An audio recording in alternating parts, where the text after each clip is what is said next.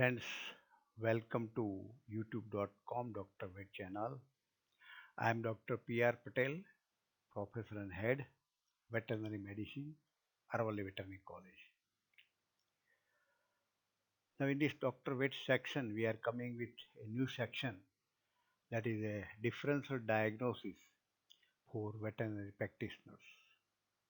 And you know that as a clinician in a clinics, you will get large number of the medicine cases, about 80 to 90% cases of medicinal case, of which 15 to 20% have a complaint of vomiting. So that prompts me to make the video on differential diagnosis of vomiting. You have seen vomiting in dog part 1 and 2. You have seen the etiology thoroughly and clinical findings. Now we are switching to vomiting in dog part 3 that describes the treatment and control aspect.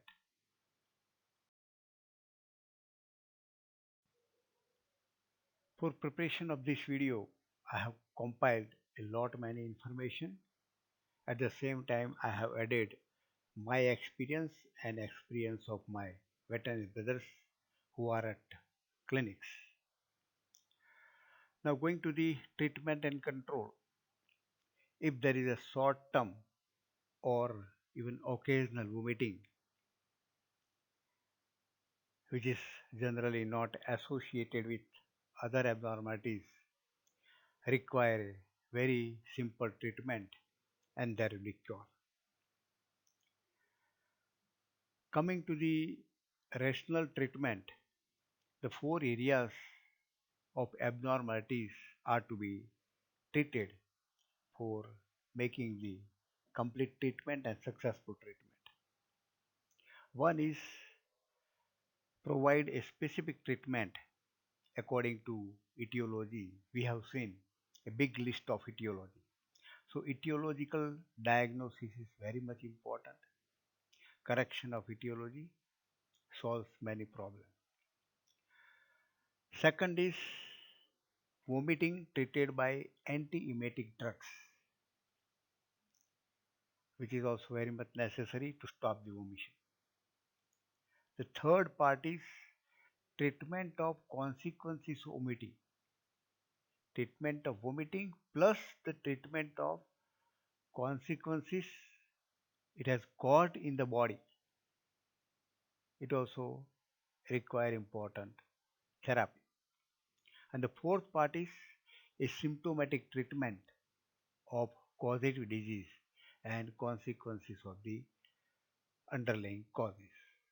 So this is the treatment of not only of vomiting, but it broadens the outlook of a clinician for the treatment of diseases and chances of success will be more if a broad outline is taken into consideration for diagnosis as well as treatment of the clinical case of vomiting.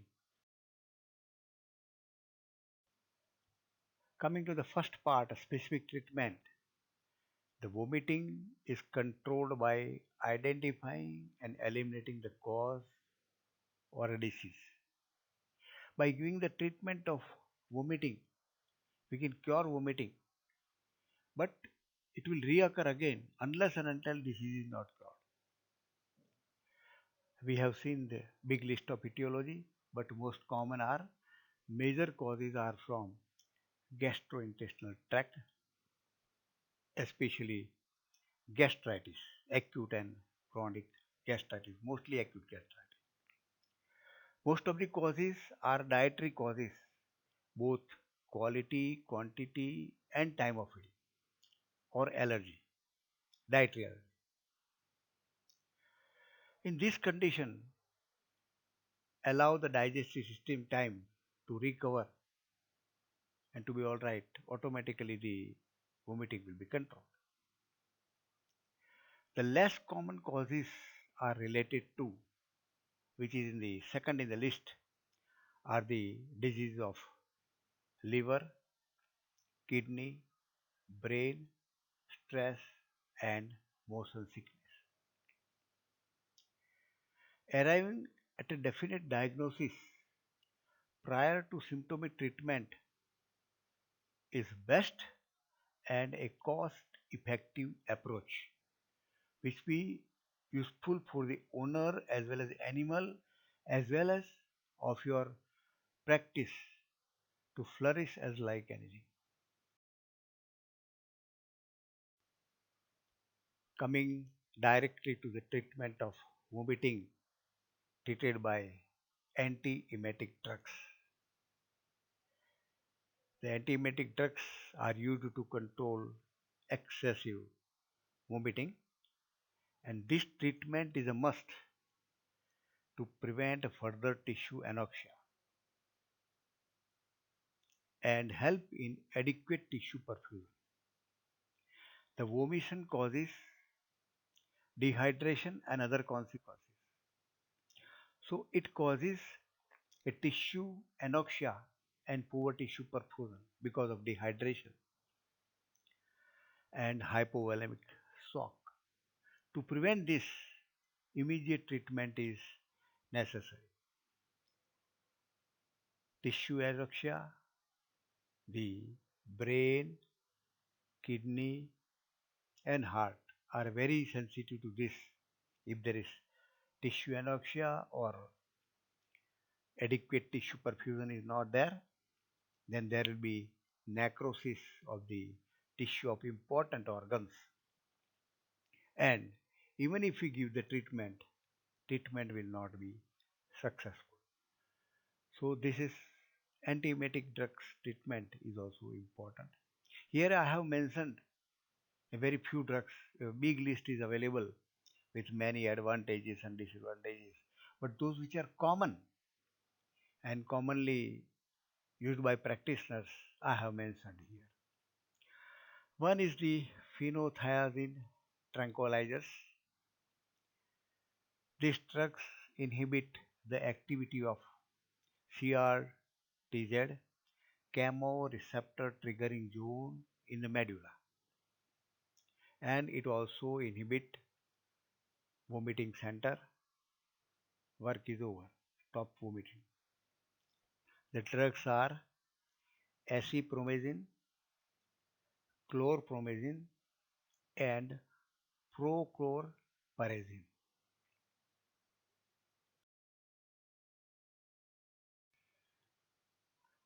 The other groups of drugs, antihistamines, they are blocking the receptors in the vestibular apparatus of the ear, and drugs used primarily for the motion sickness and or for the vestibular diseases. The common drugs of this group are maclizine hydrochloride and diphenhydramine. The next group is anti-muscarinic agent, and they are scopolamine for motion sickness. Another group, serotonin antagonist. The drugs are ondansetron, granisetron, and dolasetron. And these drugs are very specific inhibitor of the serotonin in chemoreceptor triggering zone and inhibit the vomiting center.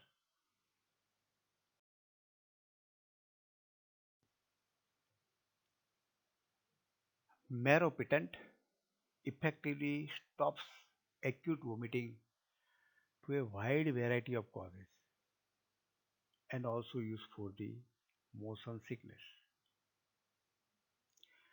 Promotility drugs, they are aimed at passing the food or fecal material onwards. That means it helps in peristaltic movement. The movement start from esophagus, stomach, small intestine, and the large intestine.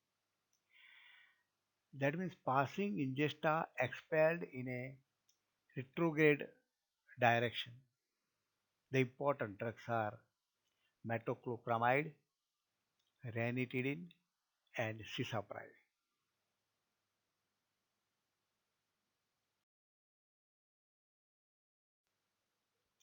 Dear friends, there is a big list of anti-emetic drugs that can control the vomiting, but here I have mentioned very few which are commonly used in the clinics. Going to the another group of treatment, that is symptomatic treatment according to symptoms of other diseases. A big list of diseases and the symptoms. I am not discussing here because it is beyond the scope of this video. You may see my other videos on this aspect, because if I go on narrating this diseases and other symptoms and other things, the video will be very long. So I restrict myself only to the vomiting. Coming another important aspect, one we have seen antiemetic treatment of vomiting. The treatment of consequences of vomiting. We have treated vomiting, but be careful. You broaden your treatment aspect, your visual aspect. Clinician also has to treat the consequences of vomiting. Otherwise, vomiting will reoccur, chances of failure will be more, there will be tissue anoxia and lack of tissue perfusion and failure of the tissue, both necrosis and degeneration. So, this treatment of consequence of vomiting is also equally and very important for getting the success.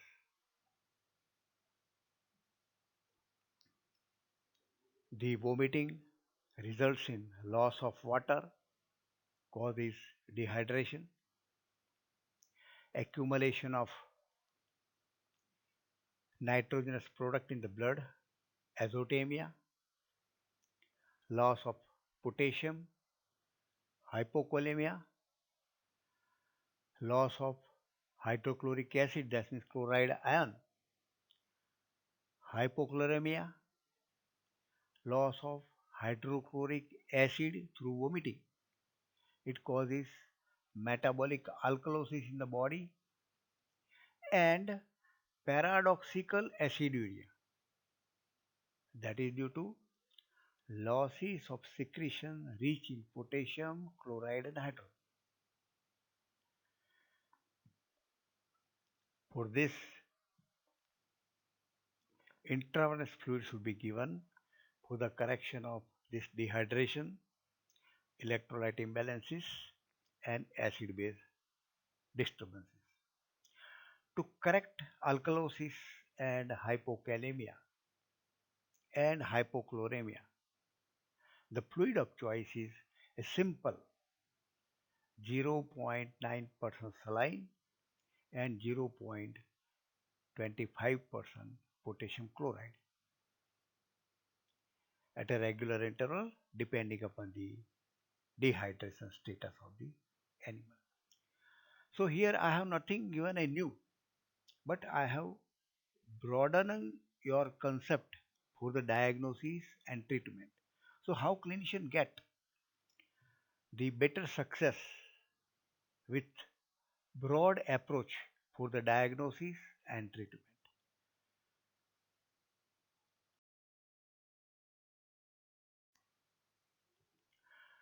Talking about some general treatment or ancillary treatment for acute short-term vomiting, withhold food or give the limited access to food and water for 24 hours.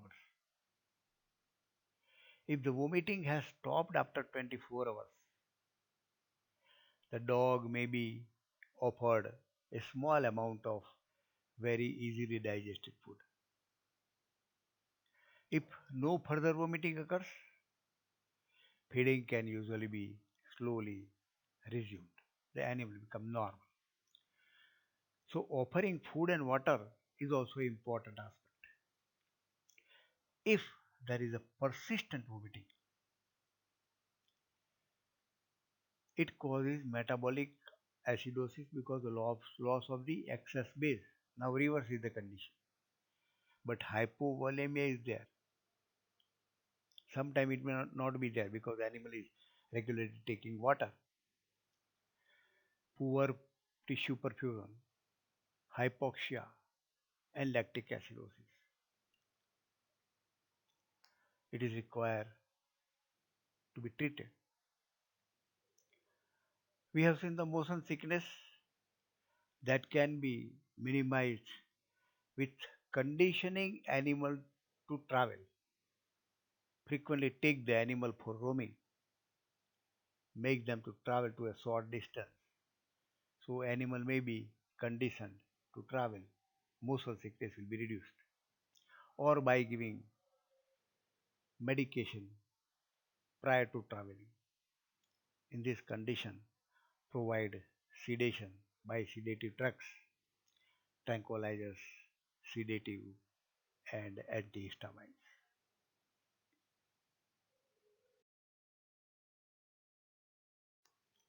Dear veterinarian, hope this video will be helpful to you.